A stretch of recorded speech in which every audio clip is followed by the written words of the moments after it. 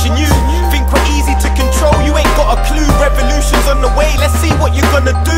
You're gonna send the truth. An overview of the question Trotskyism or Leninism. Paul's going to speak for about 45 minutes, and then we'll take 45 minutes or so of questions and answers. So as you go through, if there's any particular historical controversy or anything that you're particularly bothered about or concerned about, this is your opportunity to either write your question down or have a think about it as Paul's speaking and bring that issue up at the end. So I know some of you have, been in SWP, Socialist Party, you've been in Stop the War Coalition, and no doubt you'll have come across all the classic slanders against the Soviet Union, against Leninism. There might be one particular one that really bugs you, or one that you'd really like to have a good discussion on. This is the opportunity really this morning to do that. We'll crack on then. Paul will give you his presentation now on the subject of Trotskyism or Leninism. Thank you, Comrade Chairman. Comrades and friends, I've been instructed to speak for 45 minutes on the question of Trotskyism and what our differences with it are. And I shall stick to my time limit of 45 minutes, and it's a departure from convention, but I will on this occasion obey the instructions that have been given to me.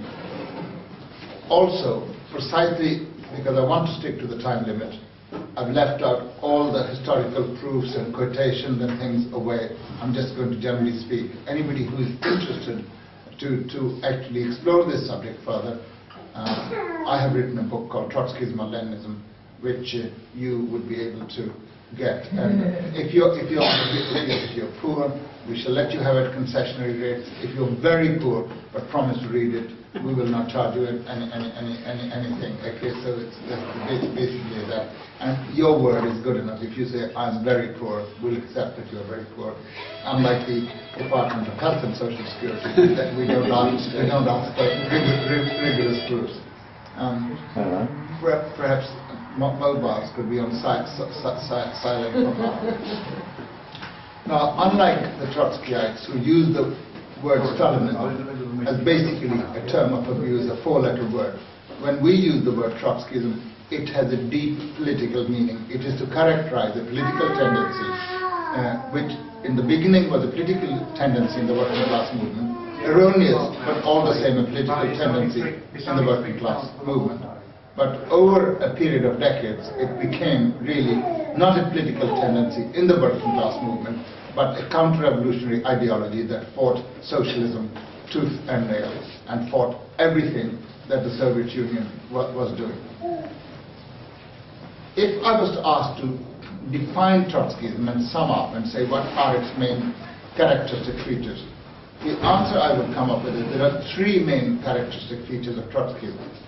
One is the theory of so-called permanent revolution. That is crucial to understanding Trotskyism. If you don't understand the theory of permanent revolution, you understand nothing about Trotskyism.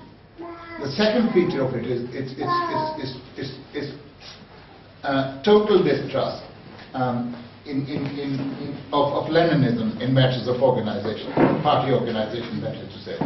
And thirdly, finally, it's total distrust of the leadership of the Bolshevik Party, first under Lenin and subsequently under Stalin. So I'll start with the theory of permanent revolution. And it's a theory which actually most of the rank and file Trotskyites know nothing about. Now you would have thought if you were a Trotskyite, you know something about Trotskyism. And the crux of Trotskyism is the theory of permanent revolution. If you're a Christian, you would be expected to know something about Christianity, right? You could not just say, I'm a devout Christian, but I know nothing about Christianity. I just go to the church and I pray and I come out. Now, the theory of permanent revolution is embedded in the history of the Russian revolutionary movement. At the beginning of the 20th century, there was a revolutionary movement. And the question really was, what was the character of that revolution? What was that revolution going to lead to?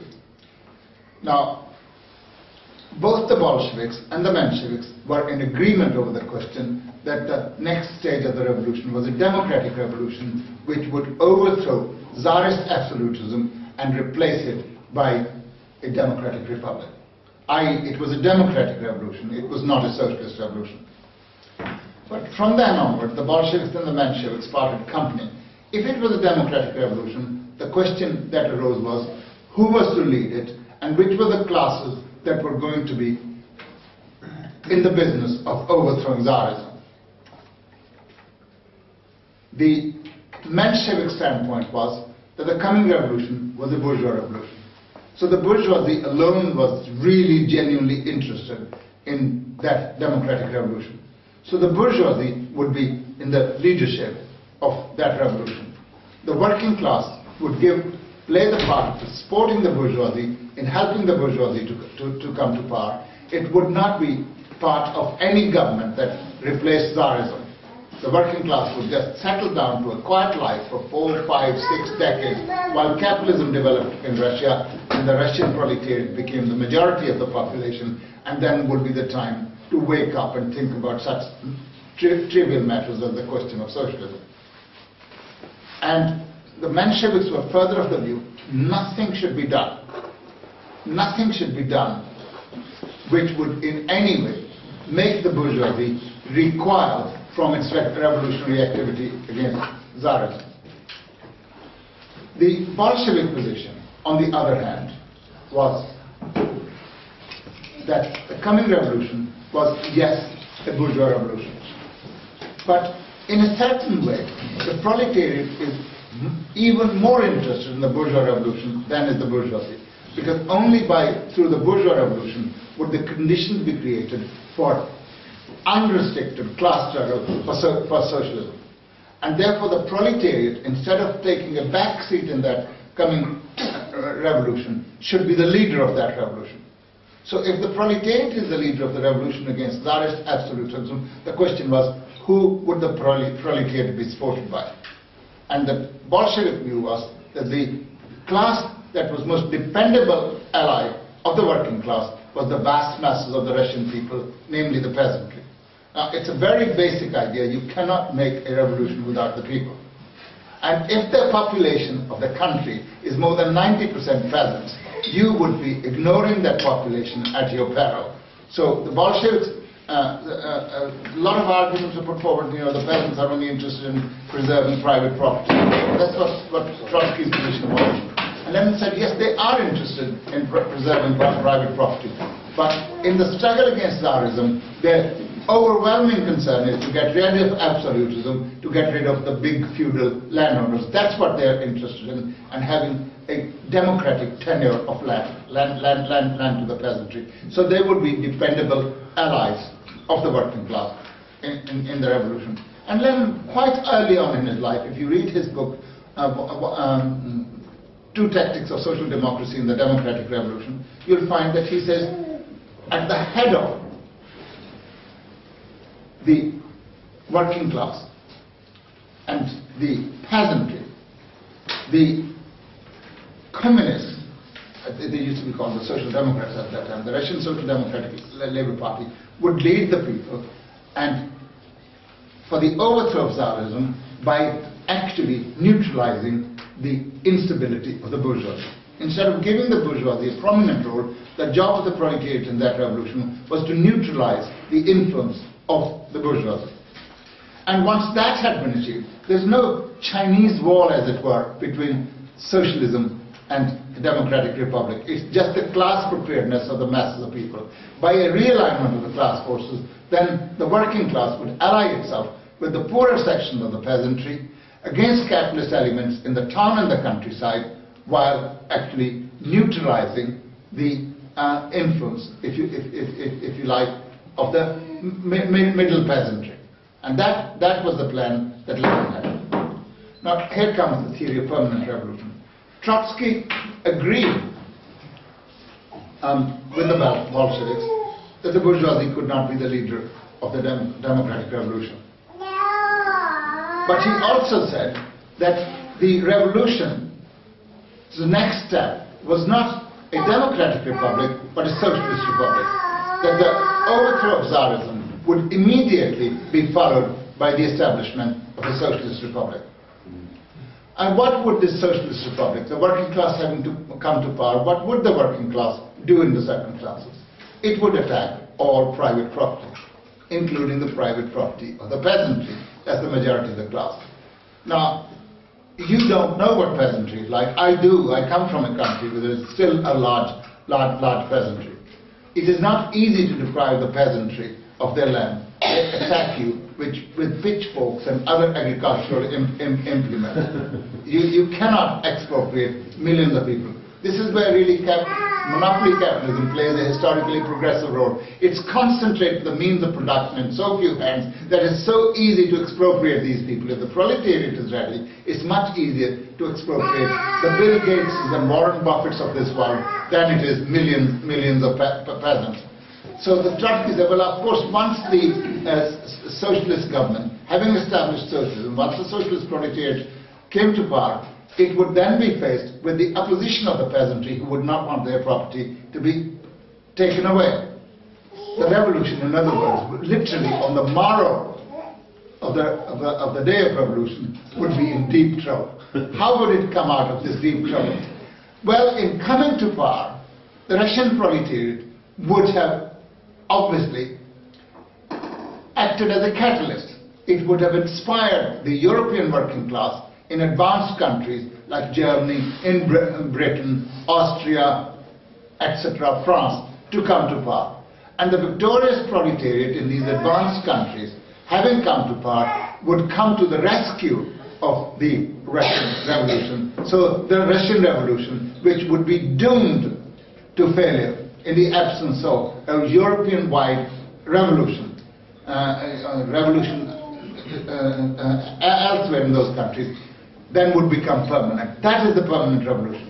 So when the Trotskyites tell you, Trotsky wanted a permanent revolution, and these are kind of crude expressions, and Stalin wanted an impermanent revolution. Trotsky wanted world revolution, Stalin wanted revolution just in Russia. Now, nothing could be further from the truth. It just is a question of dealing as to how things move. So that is how the theory of permanent revolution originated. Now, having originated, it was going nowhere. It was an attempt or a kind of play at seizing power by a minority of the population against the will of the majority. Revolutions cannot be made unless millions of people are mobilized and persuaded to fight for that revolution. And in a country where the majority of the population are the peasantry have to be mobilized by the proletariat, otherwise the revolution just does not even begin to start, let alone successfully complete itself. Then, because Trotsky held that position, he came to the conclusion socialism could not be built in a single country. Revolution had to come, if not all over the world simultaneously, it had to come in all the advanced countries. That included America, France, Germany, Britain, etc. This was a stance from which Trotsky was not to depart. Although he pretended from time to time to hide his wares, it's a stance from which he did not depart. Well, Lenin's position was, and Lenin reached that position quite early, that this was not going to be the case. But anyway, there are specific articles of his, two particular articles of this that I'd like you to look in their entirety. They're only short articles. One is on the United States of Europe slogan, and the other one is the military program of the proletarian revolution. And in both those articles, he makes the point that under the conditions of imperialism, capitalism, which always developed unevenly, develops even more unevenly. With the coming into existence of monopoly capitalism, of finance capital, the uneven development of capitalism does not stop, it actually gets accelerated. We're not talking here of the level of development of countries. We're not saying whether France is more developed than Britain or Britain is more developed than America. But what we're talking of is that in certain periods, certain countries in their industrial development spurt ahead of other countries. Now, when they spurt ahead of other countries, there's a longing on their part to grab larger and larger shares of the world's space, surface. But the problem with imperialism is by the time imperialism comes on the scene, the whole world has already been divided up. I mean, the last big division before the First World War that took place was at the Berlin Congress, which basically divided the African continent up. There are European statesmen sitting there, the British, the Germans, etc., and they basically sit with a large map of Africa and with pencils and draw lines. This belongs to Belgium. You know, Belgium is a tiny little country. The whole of Congo was given as the personal property of the Belgian king to the Belgians. Britain, of course, the biggest of the thieves at the time, gets the largest portion. Then the French come second. And the Americans at that time played only a peripheral role. They didn't get much of it.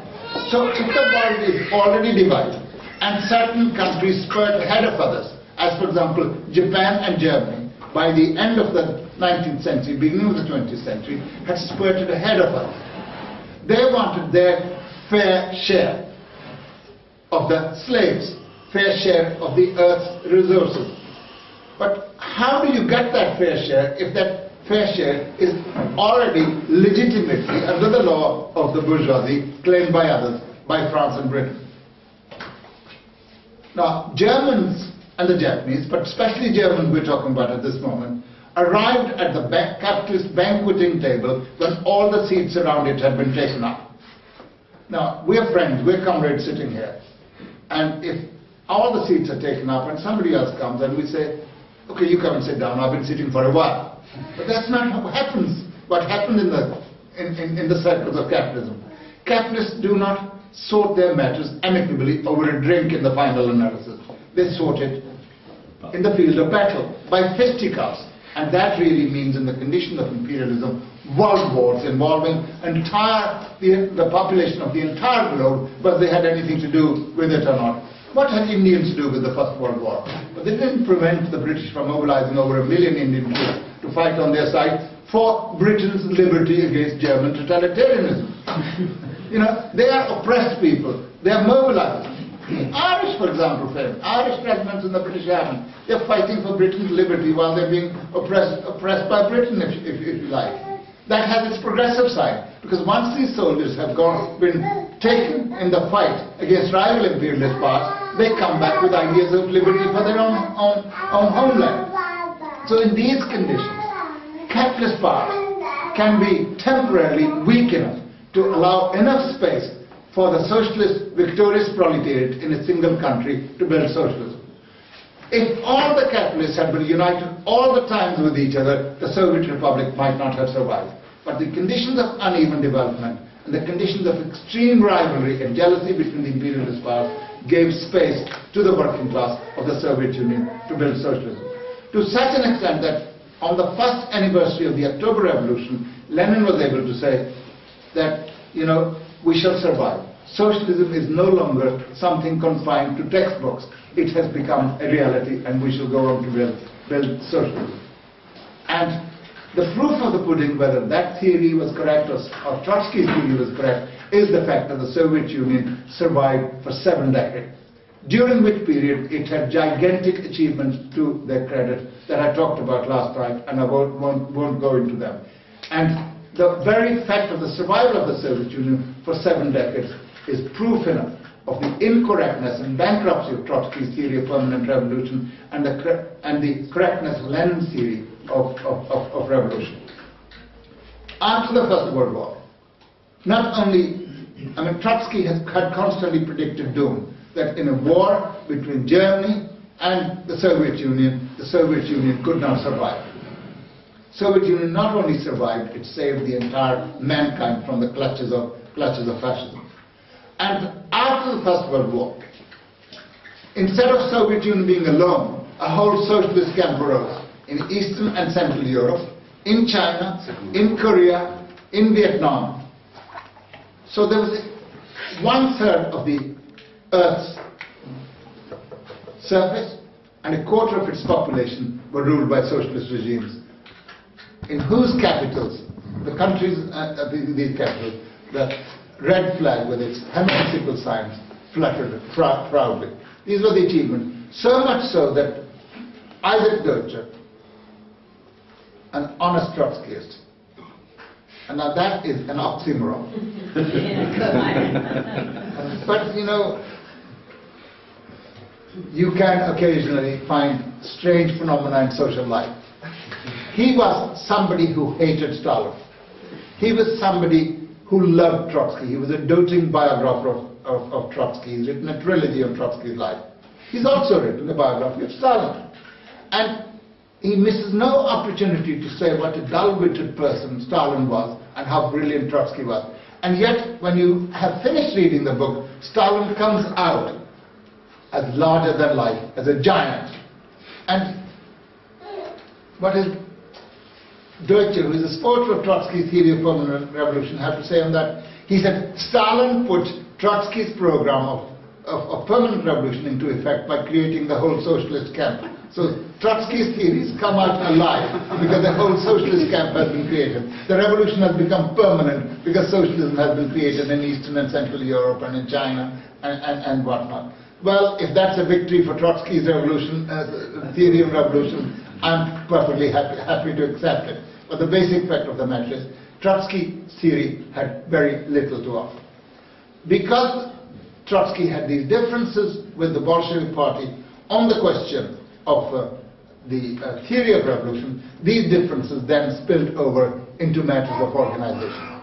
Between the year 1902 and 1917, Lenin and the Bolsheviks are trying very hard to build a revolutionary party of the proletariat in Russia.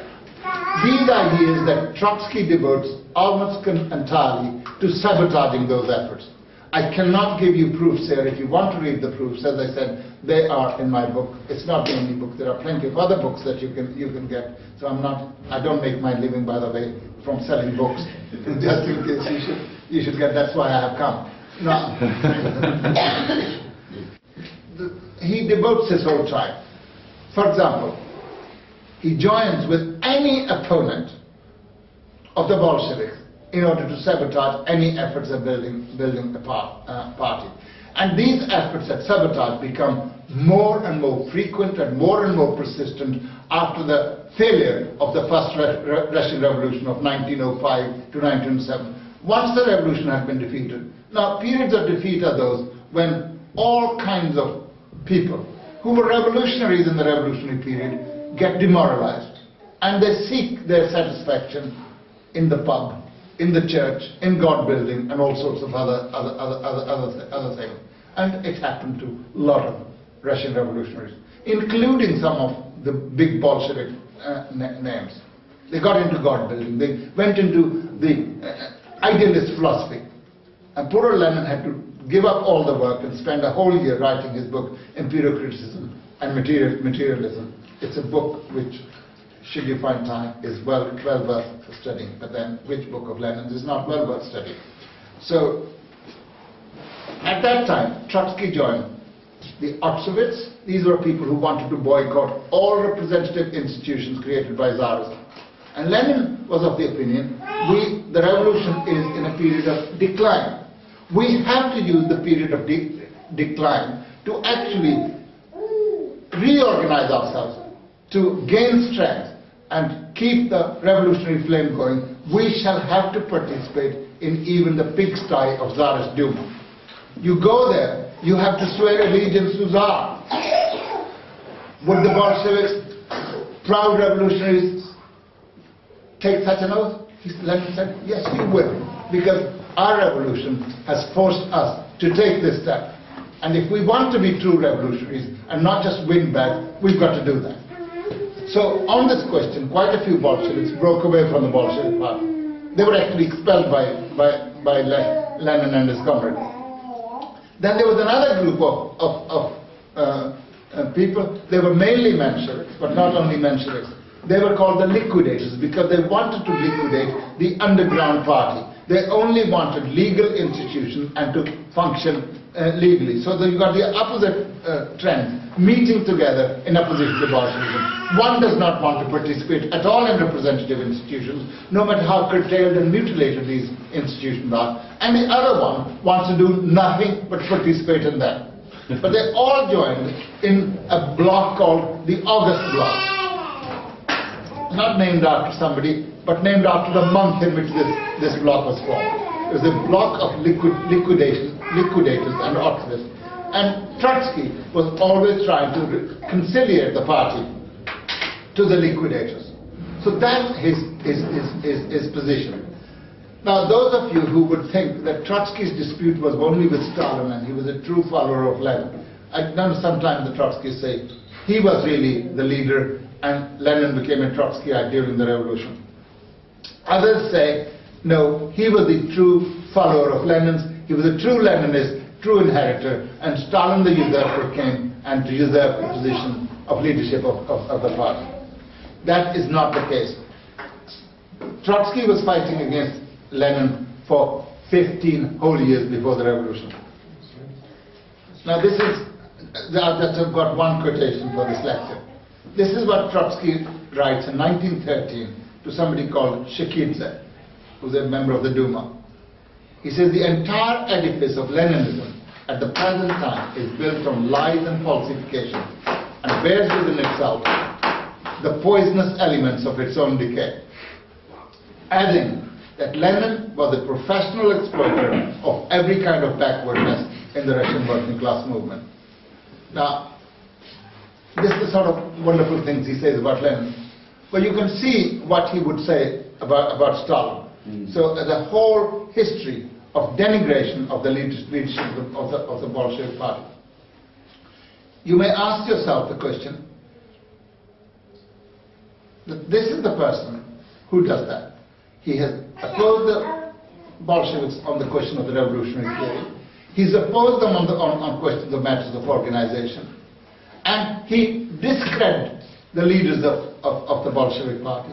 He regards Lenin as a professional exploiter of the weakness of the working class. And he says he's only a leader because the Russian working class is backward. Lenin wouldn't get a look in an advanced country. And only backward workers could follow. And Lenin said, yes, that view is very flattering to Trotsky. But it's not correct. It's not. You see, Trotsky was much more well known in the Second International, as was Rosa Luxemburg. These people were big shots. They wrote all kinds of opportunist articles, and they were well known. But Lenin, and particularly Stalin, were focused on the Russian Revolution. That was to them the most important thing, because it was their view that revolutionaries are those who work in their own countries for the proletarian revolution, and not like the opportunists who meet at international conferences, pass resolutions, and pat each other on the back. So they were constantly writing articles in the German socialist press, bringing out internal differences and saying what these are. And every now and then Lenin was obliged to answer them and writing to the German comrades. What Trotsky is telling you is Trotsky's view. It's not the view of the Russian proletariat. How could such a person find himself in the Bolshevik party? You ask yourself the question. This nasty man spent 15 years denouncing Lenin, 15 years trying to obstruct the building of a party, who has opposed the strategy for the Russian Revolution. How could this person be in the Bolshevik party? And the answer is that at the time of the Bolshevik Revolution, he literally jettisoned his theory. He hid his stock in trade. He literally had to hide. There was nothing to do with it. On any other conditions, he would not be admitted to the Bolshevik party, particularly because he had no group of his own with any influence in the working class movement. Secondly, he could hardly, his theory about reconciling the revolutionaries with liquidators could not work, because at the time of the Russian Revolution, there was armed struggle going on between the Mensheviks and the Bolsheviks. So you had to choose sides. You could not say, let's reconcile ourselves to them. That also suffered a shipwreck. And obviously, the third part of his life, denigrating Lenin and denigrating the leaders of Bolshevism, it had to be dropped because in the circumstances, it just could not be carried on. So Trotsky, then you ask the question, why did Lenin admit Trotsky into the party with such a thing? Because at revolutionary times, everybody who can be mobilized for the revolution, even if it's for a temporary period, is useful. Just as the Bolsheviks formed the first government in coalition with the left socialist revolutionaries, against whom also Bolshevism had waged a vigorous struggle, then it's perfectly possible to say, if this person has put his stock in trade behind, let's have him. But no sooner had he come into the party, he was trouble again. He causes huge amount of grief to the Bolshevik party over the question, for example, the first test for the Soviet Republic was whether the Soviet Republic would sign the Brest-Litovsk peace treaty with German imperialism or not. German imperialism wanted huge territorial concessions. And Lenin's view was the Bolshevik government must sign this treaty, no matter how humiliating it is. We have to sign, because to fight against German imperialism, mere declamations will not do. You need an army. There was no army at the disposal of the Bolshevik party. The Tsarist army had disintegrated, and people were war weary. They could not carry on. After 4 years of imperialist slaughter, they couldn't carry on, and they needed peace, even if it was for a few months. Trotsky was sent as the representative of the Soviet government. He was the Commissar for Foreign Affairs.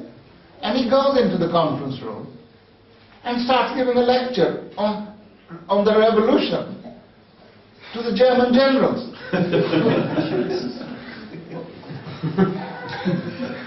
And this German general, in the little hut that negotiations were being held in, put his boots on the table and pretended to go to sleep.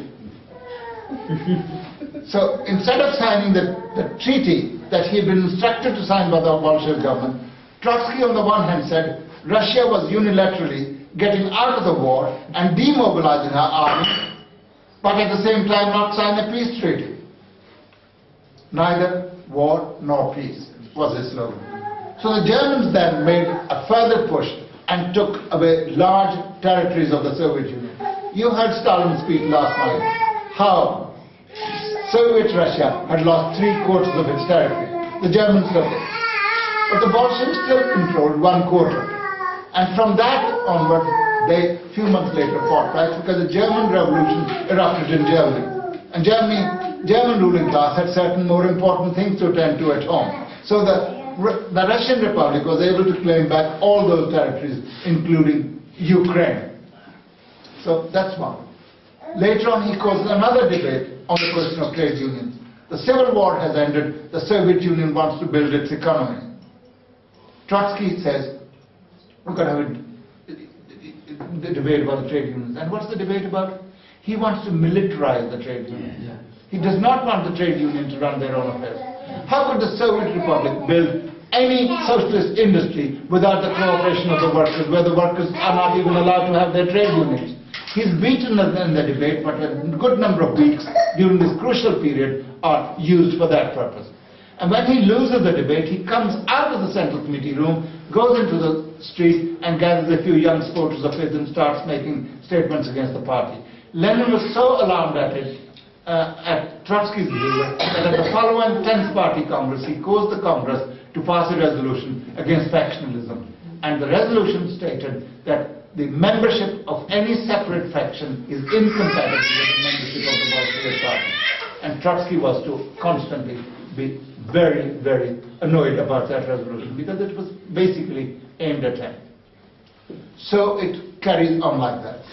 In the end, after the new economic policy era was coming to a close, the Bolshevik Party had a long discussion, could socialism be built in Russia or not?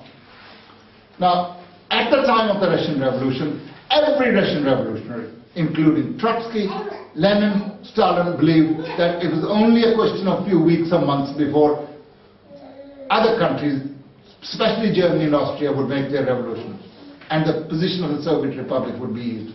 But it didn't happen. So if the revolution on which you are relying, in the sense that you expect it to take place, does not come about, what do? There are two choices facing you. One is you indulge in adventurism. You send your army to make a revolution elsewhere. You export the revolution. Well, the experience of exporting revolution is a very sad one. They don't take place. People fight against you, and the bourgeoisie is able to organize the working class behind itself, saying foreigners are trying to impose their system on us. Alternatively, you say, we made a mistake. We should never have made a revolution. Our time is not yet. You switch off the lights, pull down the shutters, and say, we wait for happier times. Yeah? This was the choice. So the Bolshevik Party, after a thorough discussion, decided by 700,000 votes against the Trotskyist opposition's 4,000 votes to build socialism.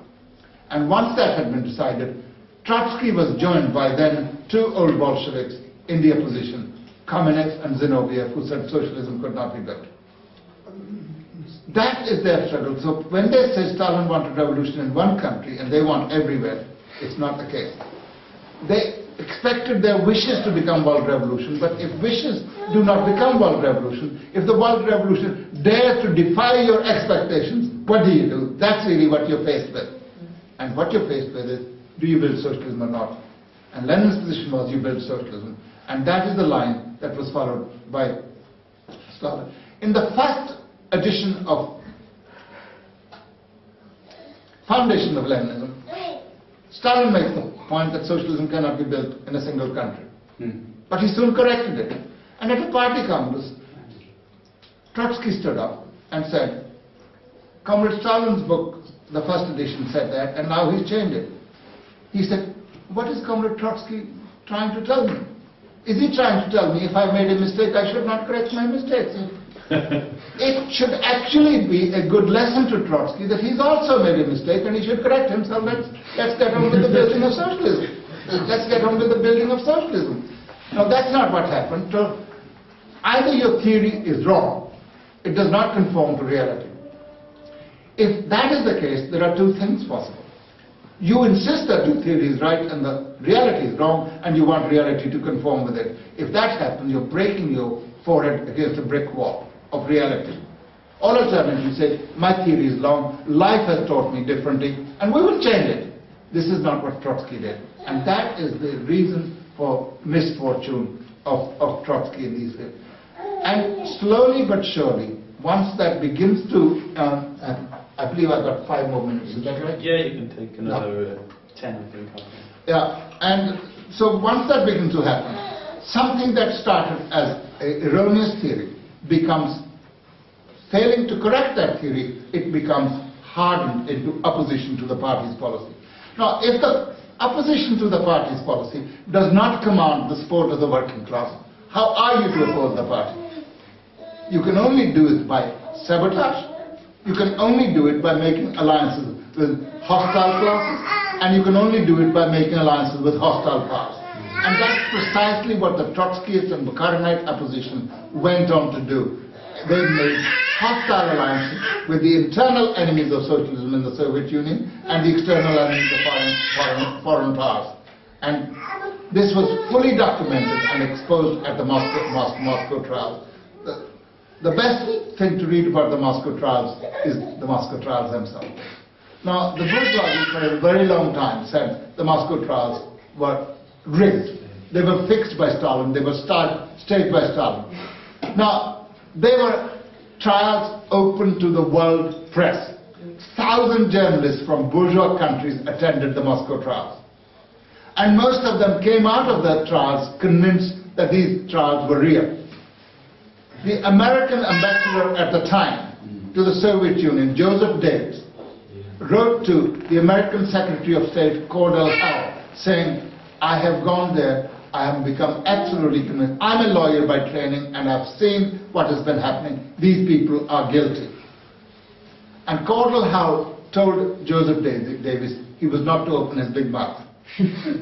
Because this is not what the Americans wanted the public to hear. They wanted to malign the Soviet Union. And the usual style, all revolutions devour their own children. And these children are being devoured. Now, since the collapse of the Soviet Union, the archives of the Soviet Union have been opened. And who should take advantage of them most? Bourgeois professors from the United States with knowledge of the Russian language. But of course, having gone there, they're much disappointed that what people have been writing, people like Robert Conquest and others have been writing in the Soviet, is absolutely untrue. This is not the case. They've even found out, Grover Furr has written a book, Khrushchev Live, and he says Khrushchev made 64 allegations against Stalin in his 20th Party Congress secret speech. And he said that they're all wrong, they're all lies. And he said, I was disappointed at this result. Why was I disappointed? He said, if I'd found that a quarter of the Khrushchev's assertions were lies and the rest were true, people will say, I was a good researcher, so I found something. But when I say they're all lies, people just say, I'm a corrupt propagandist for Stalin. You know, so there is no truth to it. If the bourgeoisie continues to support Trotskyism, because Trotsky was the first person to say that Stalin and Hitler regime were exactly the same. He says that in his Revolution Betrayed. So the bourgeoisie picks up these lies. Suddenly, Trotsky becomes a true Bolshevik for the Hearst press. They're condemning Stalin for being right-wing. The Hearst press. Trotsky is a real Leninist, real revolutionary, but, you know, Stalin is a right-winger. Why should the Hearst press be interested in anybody being a true revolutionary? They were not, but they were obviously trying to cause trouble. So really, nobody has ever said that the Trotskyist opposition went to bed one evening as revolutionaries with erroneous theories, and the following morning they got up and started making alliances with the foreign powers who wanted to overthrow Soviet socialism. No, it's a long process. And a wrong theory, if it's not corrected, can lead to wrong practice, and wrong practice can lead you in very, very weird ways through several intermediary steps into the camp of the counter-revolutionary bourgeoisie. And I really advise you to read Moscow Trials, because they're an eye-opener. And if you read testimony of people like Bukharin, Bukharin actually gives philosophical and psychological explanations of how we, the Bolsheviks, became counter-revolutionary. A better explanation than that cannot be found except through the mouth of Bukharin. And he said it would have been real tragedy if at the beginning we have expressed sympathy for the Kulaks. And that's what we were doing. Literally overnight, we found ourselves in the camp of the enemy. So Trotskyism, a wrong theory, ends up by being counter-revolutionary, and actually by the late 20s and early 30s, it had ceased to be an erroneous tendency in the working class movement. It had become an agency for the intelligence services of foreign countries, and it has never stopped being so. When the Soviet Union collapsed, that joy, the delirious joy that was expressed by every Trotskyite organization and group and well-known individual, what a wonderful thing it was. The WRP, through the mouth of the late and unlamented Jerry Healy, said, the coming to power of Yeltsin is just the kind of revolution Trotsky had wanted in the Soviet Union. Isn't that proof enough of their treachery to socialism, that the coming to power of Yeltsin was actually the realization of Trotsky's theory of overthrowing the bureaucracy, and now real socialism will be built? The SWP did the same. Various other Trotskyite organizations did. The Trotskyite Mandel from Brussels, Belgium, heading one of the myriads of Fourth Internationals, always the official and true one, came to the same conclusion. They sided with counter-revolution in Eastern Europe, Central Europe, and in the Soviet Union.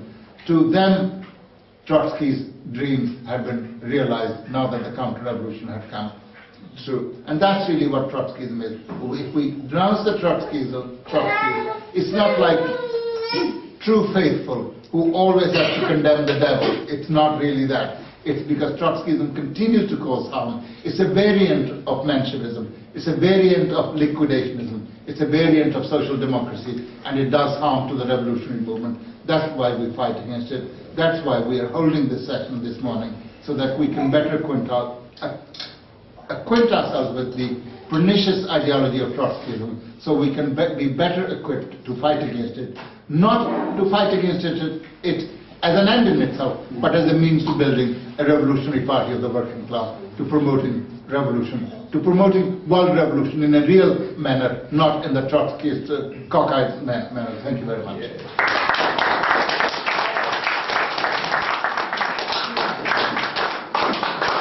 Why haven't you learned anything? Man, our school shit is a joke. The same people who control the school system control the prison system and the whole social system ever since slavery. You know what I'm saying? So that's why I be like, fuck these schools. School is like a 12-step brainwash camp. They make you think if you drop out, you ain't got a chance to advance in life.